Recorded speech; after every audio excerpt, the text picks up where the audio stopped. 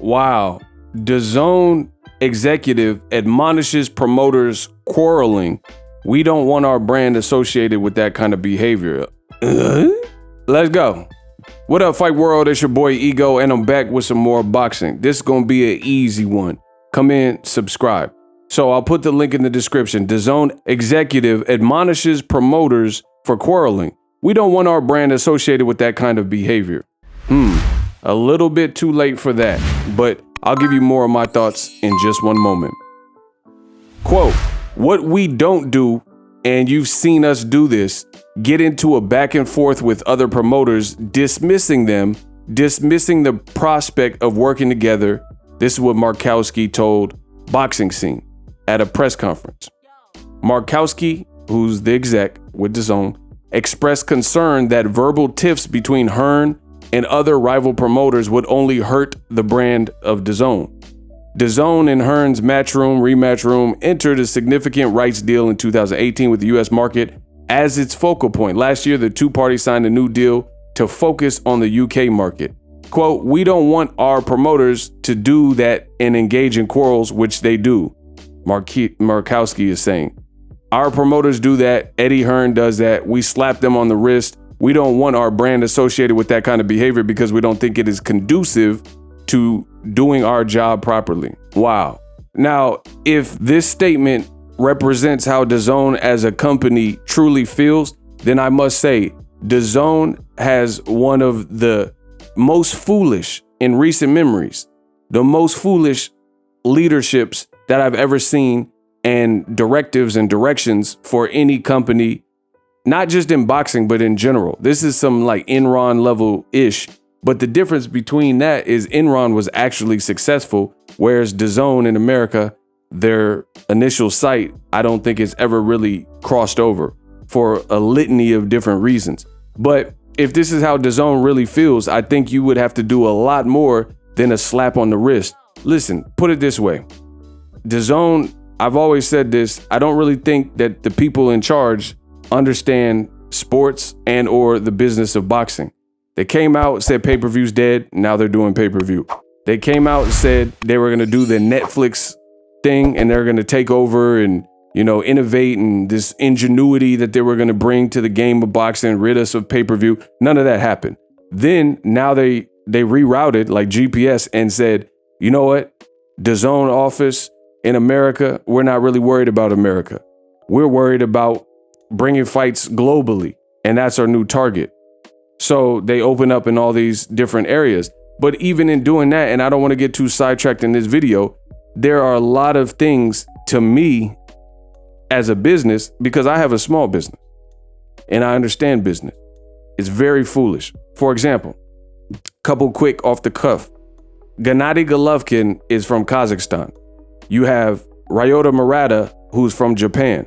They just fought Triple G versus Murata for a belt in Japan. And I'll have you know that DAZN has DAZN Japan and I believe DAZN Kazakhstan. That fight was not available in the main event fighters' respective home countries. So if you had DAZN Japan, you couldn't get the fight. You would have to go through Amazon Video, Amazon Prime basically, in Japan to order the fight in Japan. And same goes for Canelo. When Canelo fights, a lot of times in Mexico, they already have different distribution deals with Mexican channels like El Azteca or whoever, and they air the fight for free or whatever. So DAZN Mexico hosts other fights, just not the biggest guy from Mexico right now, which is Canelo Alvarez. And then the same thing goes with Anthony Joshua. Anthony Joshua was under a contract with, at first in the US, he was with Showtime. Then it was DAZN was doing his fights in Sky Sports. The Sky Sports deal ran out. Anthony Joshua loses to Usyk. They schedule a rematch in Saudi Arabia. And guess what? Anthony Joshua, Usyk 2, Usyk versus Joshua 2 is not available DAZN UK. So to me, this is foolish. You have probably the biggest star in the UK, him or Tyson Fury, and he's fighting a rematch, and the DAZN UK is not going to be showing it. So what about all the people from his country that probably want to support him? You know what I mean? But apparently the Saudis have the rights to the fight, and because they put up a whopping 81 million or whatever they put up for the site fee. So they own that. So they could sell the rights to air that fight to a competitor. I mean, this is just silly business, people. And then fast forward to this video, you got Markowski saying that this will only hurt the Dazn brand, but their number one frontman, who I think they've entrusted the most, does it the most, which is Eddie Hearn. But then they just re-up with Golden Boy and Oscar De La Hoya, and he's pretty bad at it too. Oscar De La Hoya just did an interview with Ariel Helwani, and he was bad-mouthing Al Heyman. But then on Twitter, he's telling Al Heyman and PBC and Showtime or whatever to work with Dazn and make Jaime Munguia versus Charlo, not only on Showtime, but partner up with Dazn. So it becomes hard to see these things happening, in the likelihood, especially, listen, I'm gonna tell y'all straight up. Now, I ain't gonna beat around the bush. If you diss me and I know about it, I ain't working with you. I'm not trying to break bread with you. I'm not trying to make money with you. If you diss me and you're disrespectful to me and trying to hurt my brand, you know, or badmouth me or whatever, then that's cool. You do your own thing, go your own separate way, period. That's who I am. So why would it be different for other people who may have leverage like PBC? Why would they want to work with, they don't have to work with Munguia and Golden Boy. That was a good idea, but you know, now Dazn wanted to get involved. They just said, okay, Charlo versus Selecki. And then, you know, we'll come back and give Charlo somebody else. Maybe Carlos Adames, now that we have more time to prepare, and Canelo didn't choose the Showtime deal, and neither did Jaime Munguia. So that's basically how I see it. So I understand what Markowski is saying, but he's talking about we do a slap on the wrist and we don't want this behavior, but your company is full of that clout chasing behavior. I mean, even from the fighter level, look at Ryan Garcia, and I got a video about that. Ryan Garcia is talking about Gervonta Davis, a guy who's not a Dazn fighter. But then you go to Dazn's social handle and you go to their social media pages, and when Tank Davis knocked out Rolly, they're posting the clip or saying congratulations, trying to be buddy-buddy, writing articles about PBC fighters, and Errol Spence beats Ugas. And then if Errol Spence fights Terrence Crawford, they'll probably write an article and post about it. But that's just bad business. You don't work with any of those fighters. And on top of that, your frontmen, Oscar De La Hoya and Eddie Hearn, as I mentioned, are both bad-mouthing the competition. You know, Eddie Hearn said stuff about Bob Arum and Top Rank, and he said stuff about Lou DiBella recently. He said he'll fight Leonard Ellerby for 10 million or something. He talked about how Steven Espinoza won't shake his hand. He's talked about, you know, Gervonta and how he's being moved, and it just variety of things.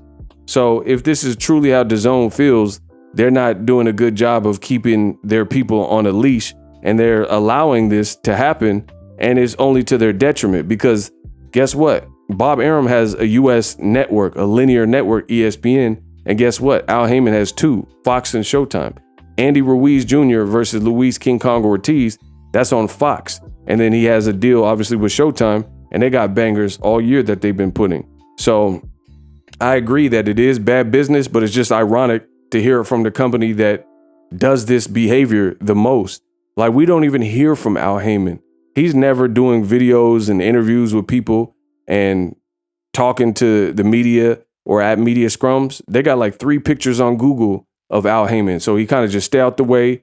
He was probably like this in the music business. And they continue to talk bad about him and talk about other promoters. But then now Dazn, the head of Dazn, saying, oh, we don't like that. Well, it's kind of too late. Bad business all across the board, like just decision-wise, the leadership. In any other sport, if you don't hit your numbers, you get fired, period. If you are brought in because the Detroit Lions, you brought in as a head coach because the Detroit Lions are stinking up the league, and then they only win 2 games in the season, you'll be removed, period. Only in boxing do they allow people to continually fail and somehow have a job. Anyway, that's my thoughts. Drop your thoughts in the comment section and subscribe. And I'm out. Introducing Super Thanks. Right here on the official Boxing Ego YouTube. Super Thanks allows you, the viewers, to show a little bit of extra gratitude, which enables me as a full-time content creator to push out the content you need in the world of boxing. Underneath all the videos, you will see a heart with the $sign in it. You can enter any amount that you find suitable as a super thanks. A brand new interactive and colorful way to get your comments highlighted and noticed by not only myself, but other people on the YouTube platform. Super thanks, a unique and cool way to show and applaud us full-time content creators. Hopefully you guys enjoy the content. Super thanks. The future is now. The Hibernation 5s by Kenichi Bear. Hybrid gaming and lifestyle headphones. Out of the box, you can connect to any console or PC. Bluetooth ready with a low latency USB adapter, color RGB, and extreme bass mode. The Hibernation 5s adjust to you. Whether you need a gaming, travel, gym, or lifestyle headphones, the Hibernations got you covered. The new Hibernation 5s, link in the description. Customize the way you hear the world. Welcome to the nation. Are you tired of your YouTube videos not getting any views? Well, consider TubeBuddy. I've used TubeBuddy for years to scale up my YouTube channel. Now we're sitting over 200,000 subscribers. TubeBuddy is a browser extension that offers a ton of built-in productivity and time-saving services to take your channel to the next level. Use my link in the description to get started with TubeBuddy and level up your channel faster. We working.